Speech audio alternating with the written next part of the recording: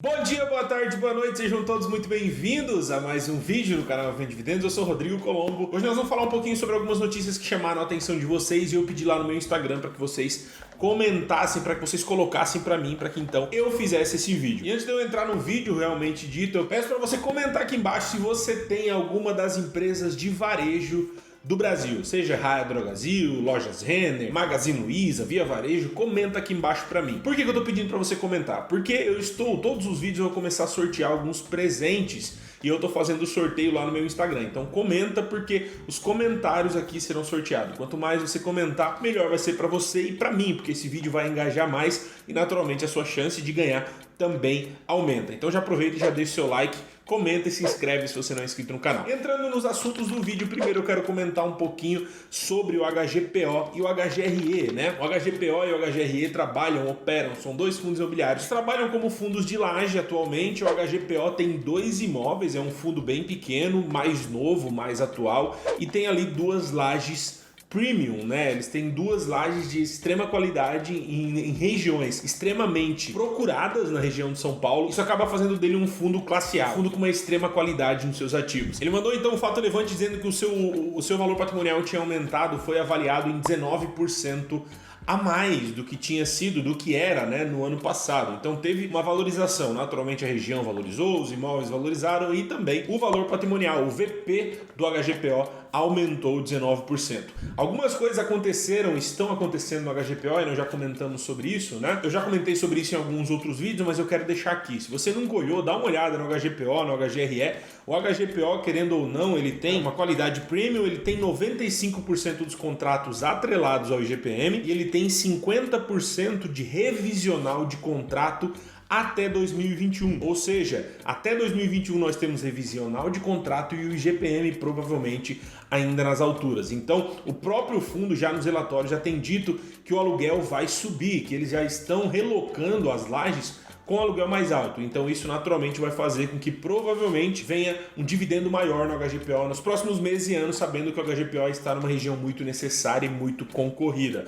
Diferente do HGRE, que tem uma vacância, é um fundo maior, é um fundo mais antigo, não tem imóveis com uma qualidade tão grande assim, é um fundo bem híbrido na qualidade de ativos. Tem ativos muito bons, mas também tem ativos muito ruins, que estão 100% vagos e tudo mais.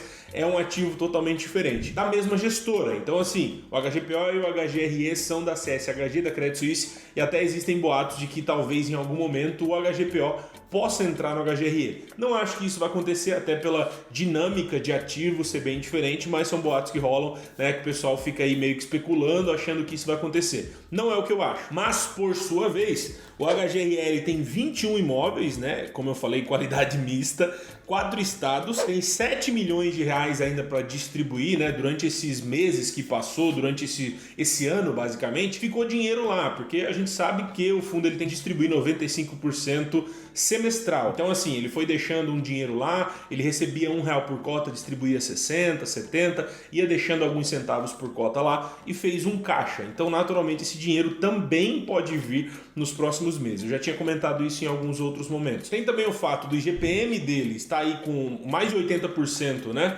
atrelado, indexado ao IGPM, e mais de 50% de revisional até 2021. Então, da mesma forma que o HGPO tem aí a tendência, pode rolar um aumento de dividendo, o HGRE nos próximos meses também pode haver esse aumento dos aluguéis e também o pagamento desse dinheiro lá parado. Então, 2 fundos de laje que vocês pediram muito para comentar sobre esse fato relevante, essas informações, e eu resolvi trazer um pouquinho sobre o HGRE. 2 fundos de laje que talvez você deve prestar atenção, dar uma analisada se não faz sentido para você e calcular se vai fazer sentido essa entrada ou não. O que você mais deve olhar nesses dois basicamente é o risco versus o retorno, né? O HGRE está entregando hoje 6% de dividendo anual e o HGPO 5,36%. Um você vai ter que optar pela qualidade, outro pela diversificação, deixando um pouco a qualidade de lado. Então isso aí você vai ter que pensar dentro da sua carteira se faz sentido ou não. E se você já tiver, também comenta aqui pra mim se você já tem um, se já tem outro, o que vocês acham desses 2 fundos. E agora entrando um pouquinho também no fato do varejo. Muita gente vem me perguntando sobre Magazine Luiza, sabe que eu tenho Magazine Luiza há um bom tempo, Raia Drogasil, pergunta também sobre Via Varejo, que eu não tenho. Então eu resolvi falar um pouquinho sobre o varejo no Brasil, né?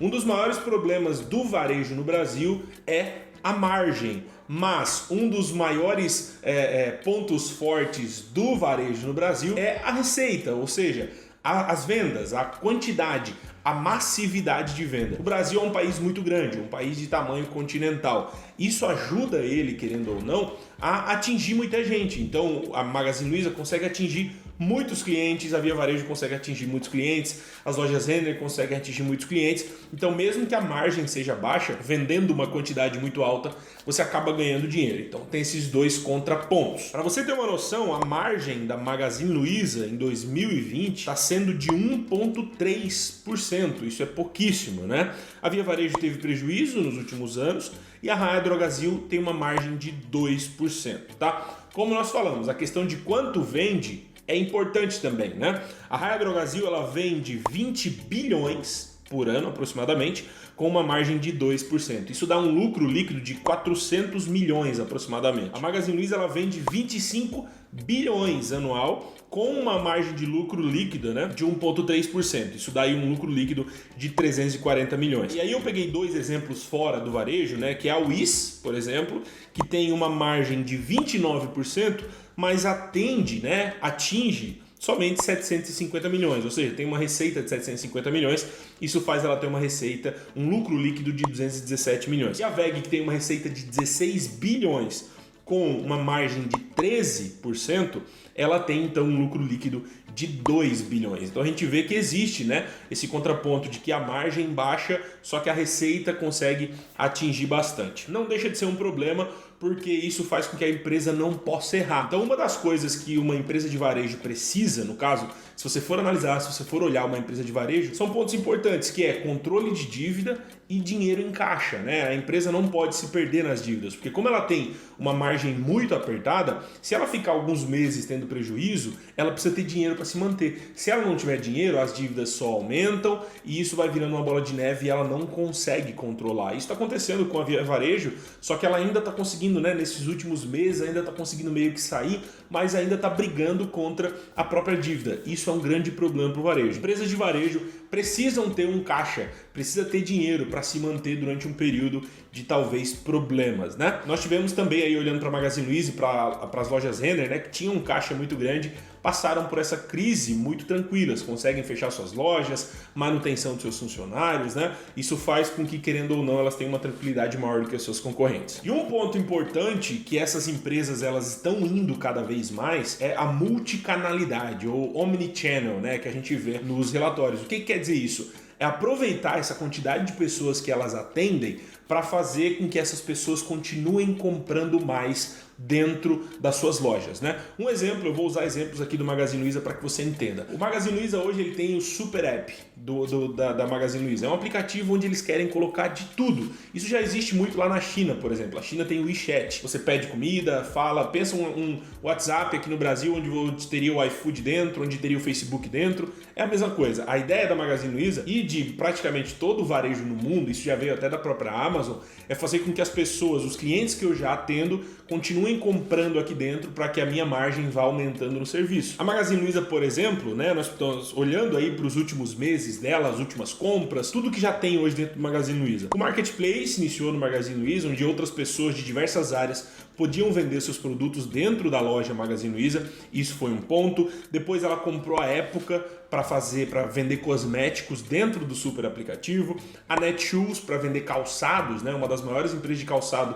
no Brasil, dentro do aplicativo da Magazine Luiza, estante virtual com livros e revistas dentro do aplicativo, a Ikifome, uma das últimas compras, né, para poder pedir comida por dentro do aplicativo também, e óbvio que o Ikifome também funcionando por fora, mas a ideia vai ser incorporar tudo nesse super app, né? O Com School, o que é o Com School? Uma escola de marketing digital. Para quê? Para auxiliar as pessoas que trabalham dentro do marketplace, que vendem, a ter sua rede social, a ter a parte digital do seu negócio que talvez não tenham. Então é uma escola, basicamente, a Magazine Luiza comprou para poder ajudar e crescer cada vez mais, né? O canal Tech, muito conhecido aí de quem lê sobre tecnologia, comprado pela Magazine Luiza. Então imagina a quantidade de pessoas que o canal Tech atinge, né? E isso tudo nas mãos da Magazine Luiza, podendo fazer suas propagandas, podendo vender, podendo, querendo ou não, entender o mercado de tecnologia para vender mais tecnologia. Isso é importante demais. Tem no Magalu uma coisa que surgiu em março, aqui, abril, né, que é o que? Os mercados começarem a vender dentro do aplicativo, dentro do marketplace, então oferecer para que você possa comprar, fazer compras de mercado dentro do aplicativo, também veio com essa pandemia, e isso é muito comum a gente ver lá na China. A China tem ido muito para esse lado de multicanalidade. A multicanalidade é você pegar o cliente que já é seu, jogar ele para dentro de um aplicativo e dizer, olha, tudo que você precisa tem aí dentro. E imagina só a Magazine Luiza fazendo isso e as pessoas utilizando o cartão Luiza para fazer essas compras. Imagina o cartão Luiza em 24 vezes para você fazer compra de calçado. Naturalmente você meio que se força a comprar ali dentro. Por quê? Porque fica muito mais fácil. A coisa fica muito mais fácil. Magazine Luiza veio com conta digital agora, muito provavelmente vai ir para essa linha. Imagina você ter tudo ali dentro, usar o cartão da Magazine, fazer as compras por ali, pedir comida, fazer tudo que você precisa por ali. A ideia do varejo no geral é essa. Eu estou usando o Magazine Luiza como exemplo porque é a que eu mais conheço e eu posso passar com mais tranquilidade para vocês. Mas é o mesmo caminho que a Raia Drogasil está seguindo, que a Via Varejo está seguindo, que a Lojas Renner estão seguindo. Dentro das suas especialidades, cada uma delas tem feito exatamente isso. Então, quando você analisa varejo, você tem que olhar isso. Margem é pequena? Vai ser, é padrão. Mas a ideia é que vá aumentando. Tanto que a própria Magazine Luiza, se você vê a margem deles em 2016, era de 1%. A margem deles no ano passado foi a 5%. Isso para o varejo é muita coisa. A Amazon nos Estados Unidos fez isso. Vendia só livros, daqui a pouco foi implementando, multicanalidade, implementando, criando produtos e usando isso para se tornar o que é hoje. Então é natural. Usar essa multicanalidade para crescer essa margem é extremamente importante. Então, quando você olha para o varejo hoje, você tem que olhar para essas mudanças, entender o que aquela empresa está fazendo para crescer. Quando você olha para uma empresa que ela está só brigando com a dívida, que ela está só brigando com quanto ela deve, com caixa, isso é um problema. Então tem que olhar, beleza, o varejo está indo para onde? Ele está usando esses milhões de clientes. O Magazine Luiza tem 30 milhões de clientes hoje.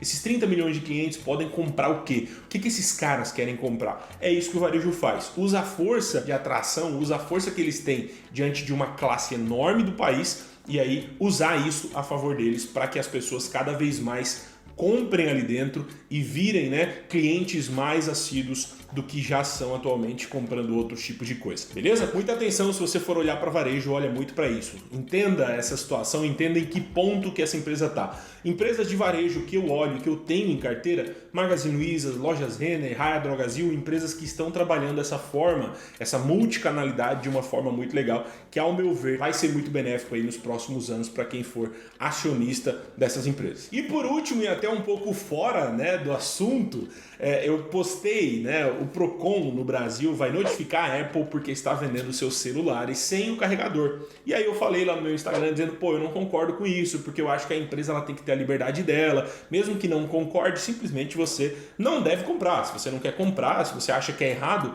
não compra. A melhor forma de você dizer para a Apple que você não gostou é não comprando, Nos Estados Unidos, o iPhone 12, que é esse que veio sem carregador, foi recorde de venda na história. Então, assim, as pessoas não ligaram muito. Mas acaba que no Brasil algumas pessoas ficaram meio bravas com isso e foram até o Procon. E o Procon vai fazer essa notificação, ou fez essa notificação. E aí eu queria saber a sua opinião. Eu não quero nem colocar a minha, eu não quero nem falar nada além disso, porque é só isso. Eu tenho a opinião do livre mercado, ou seja, a empresa oferece o que ela quiser, o comprador, se não quiser, não compra, eu vou vender aqui uma bicicleta sem roda. Cara, a empresa pode fazer, ninguém vai querer comprar. Na minha cabeça, isso faz muito sentido. Eu quero saber na sua opinião. Comenta aqui pra mim, o que você acha disso? Da Apple vender o celular dela sem carregador. Dependendo, eu vou fazer até uma live sobre isso, pra gente comentar um pouquinho sobre isso lá no Instagram. Mas eu quis fazer isso no final desse vídeo exatamente para saber a sua opinião. Porque lá no Instagram teve, bastante gente que disse, não, porque isso não pode, porque isso é errado. Eu não acho errado, eu não vejo isso, não quero discutir, não quero brigar, eu quero realmente saber a sua opinião. Comenta aqui pra mim, isso vai ajudar pra mim saber se eu posso fazer um conteúdo ou uma live sobre isso pra gente bater um papo. Fechou? Então é isso, espero que vocês tenham curtido esse vídeo, Algumas informações sobre o varejo, fundos de laje, coisas que vocês me pediram. Me segue no Instagram, comenta aqui o máximo que você puder aqui embaixo pra ajudar. Deixa o seu like, se inscreve se você ainda não é inscrito. A gente se vê nos próximos vídeos, um abração e até mais.